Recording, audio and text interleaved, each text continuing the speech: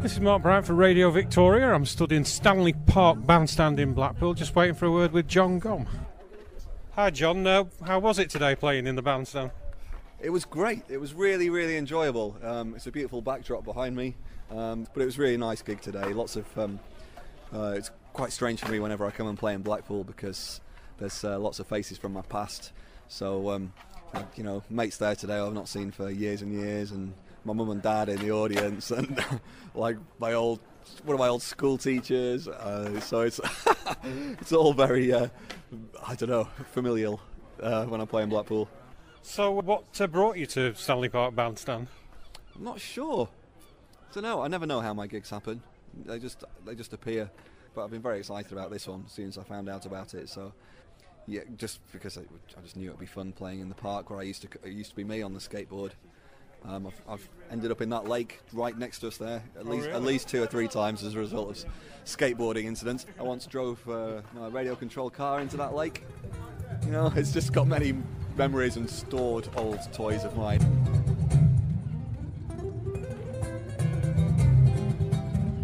You look like you have quite, shall we say, an intimate relationship with the guitar there.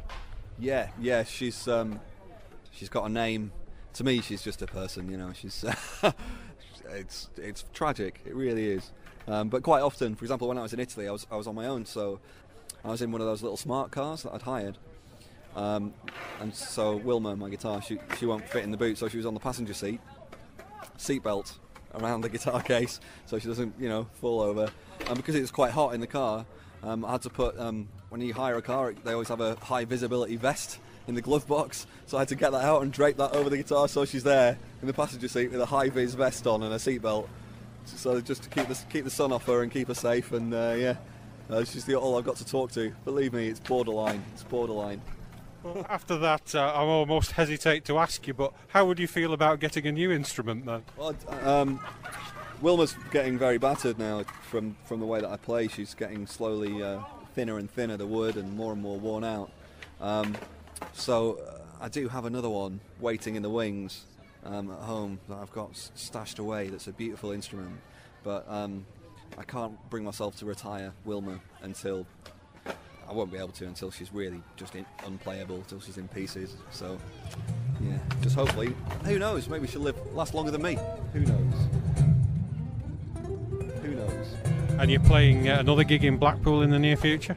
I am. Don't ask me the dates. I can't remember off the top of my head. Do you know? 19th of August. Oh, good man. I was so hoping that you would know that. So 19th of August, Black Vegas at the Grand Theatre. Hopefully we can raise some money for a very worthy cause with that one. I'm actually on first. Is it 1 day or 2 days? It's 2 days. So on the 19th, I'm the opening act. So hopefully I can get things going. So yeah, come down. Grand Theatre. Fantastic. I saw... Oh my God, I saw Tommy Steele there when I was little. I mean, he was old. I'm not that old. He was pretty ancient.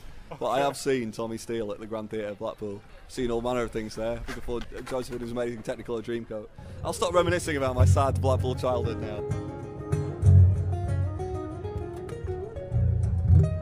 The new album's called Don't Panic. What inspired the title of that? It was from Hitchhiker's Guide to the Galaxy by Douglas Adams. The album was supposed to come out on the 30th anniversary of the first publishing of the book, but I was a bit late, so it's 30th and a bit anniversary. But Douglas Adams was always late with everything. He never hit a deadline once in his life, so it's even more fitting tribute. But he's, again, one of my all-time favourite writers and just a huge inspiration to me. So yeah, Don't Panic, if people don't realise, it's on the actual Hitchhiker's Guide to the Galaxy, the book that the book is about. On the cover it just says Don't Panic in big letters, so that's where it comes from. Did you write every track on the album? Yeah, it's all originals on this album. I think the next one, the old one has a couple of covers on, and the next one probably will have a couple of covers on it as well, but this one I just wanted to do all original stuff. Just to, I don't know, if you stick covers on albums, people sometimes think that you're relying on them because you can't write an album, so I just wanted to make sure that I could do that, and now I've done that, I can put covers on albums again happily without worrying about it. Yeah, but there's none on this one. Artists have different kind of inspirations and ways of coming up with new material. What is it that drives you to come up with new material? Well, it's for me. It's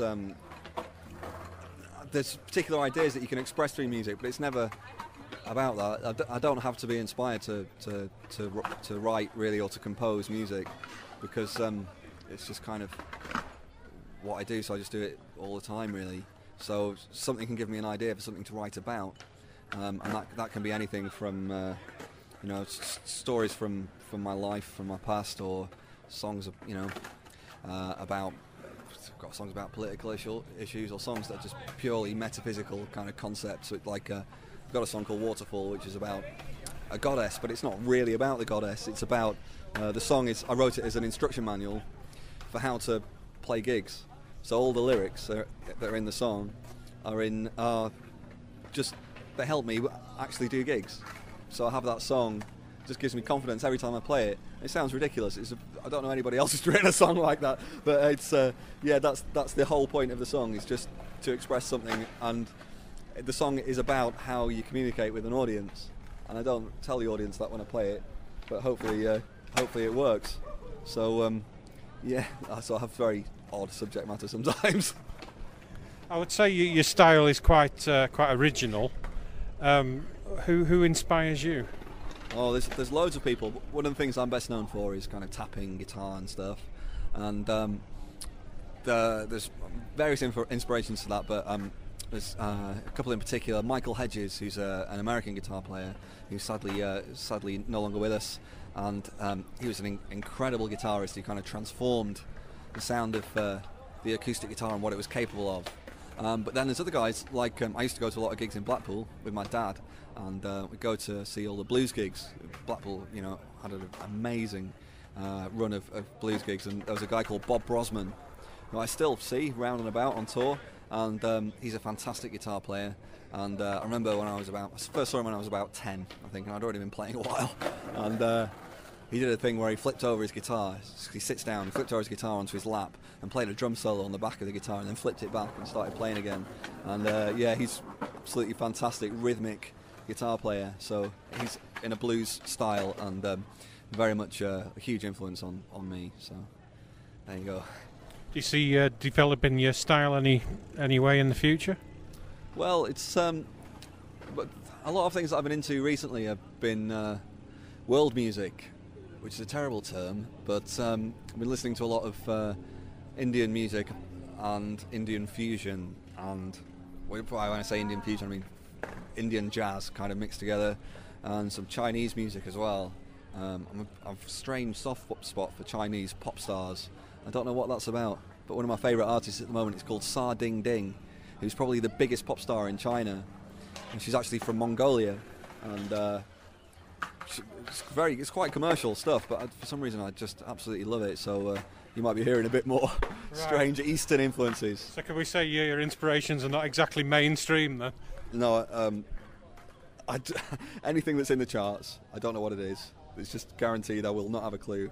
And anything basically from the past 10 years, I won't have a clue what it is either. I'll just never have heard of it. People say, "Oh, do you like this?" I don't know. I don't know what. I only listen to Radio 4, so.